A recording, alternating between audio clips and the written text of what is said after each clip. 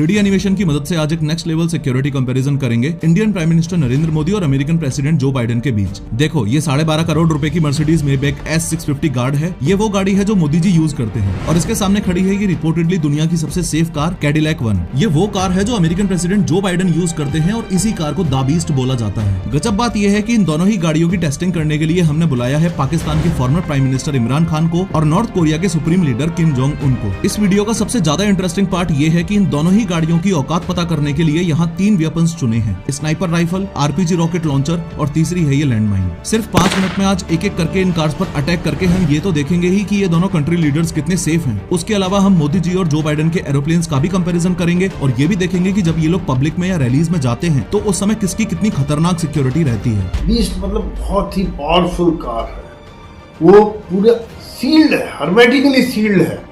उसमें बाहर से किसी प्रकार का केमिकल या रेडिएशन या इस तरह का हमला अंदर नहीं जा सकता है। लेकिन हर बार की तरह शुरू से शुरू करते हैं। सबसे पहले किम जोंग उन ने अपना टारगेट सेट किया और स्नाइपर राइफल का यूज करके अमेरिकन प्रेसिडेंट की गाड़ी पर गोली दाग दी। अभी तक फुल ऑन सस्पेंस बना हुआ है कि ये गोली द बीस्ट के कांच को तोड़कर अंदर जा पाएगी या नहीं। जैसे ही गोली ग्लास में लगी वैसे ही ग्लास के छोटे छोटे टुकड़े बाहर बिखर जाएंगे और ग्लास पर थोड़े क्रैक्स आ जाएंगे। द बीस्ट का ये ग्लास इतना ज्यादा मजबूत है कि गोली का कुछ ऐसा हाल हो जाएगा और वो नीचे गिरी पड़ी मिलेगी। अंदर बैठे हुए जो बाइडेन जो मजे से अपनी किताब पढ़ रहे थे, उनको कार डोर पर गोली लगने की हल्की सी आवाज अंदर आएगी। वो किम जोंग उनकी तरफ देखकर मुस्कुराएंगे और वापस अपनी किताब पढ़ने लग जाएंगे। अमेरिकन प्रेसिडेंट का ये मिजाज देखकर गुस्से में किम जोंग उन 6-7 गोलियां और चला देता है, लेकिन फिर से बाइडेन को कुछ नहीं होता। बाइडेन मुस्कुराते हुए कुछ इस तरीके से कांच पर हाथ फेरते हैं और फिर अपनी किताब पढ़ने लग जाते हैं। गुस्से में लाल किम जोंग उन अब RPG लॉन्चर उठाकर द बीस्ट की ओर सीधा फायर कर देता है। फिर से फुल ऑन सस्पेंस बना हुआ है कि द बीस्ट इस बार हवा में उड़ जाएगी या उसे कुछ भी नहीं होगा। और फाइनली आप खुद देख पा रहे हो कि RPG लॉन्चर भी ज्यादा से ज्यादा बस इतना सा ही इम्पैक्ट जो बाइडेन की गाड़ी पर कर पाया है। लास्ट में परेशान होकर किम जोंग उन सोचता है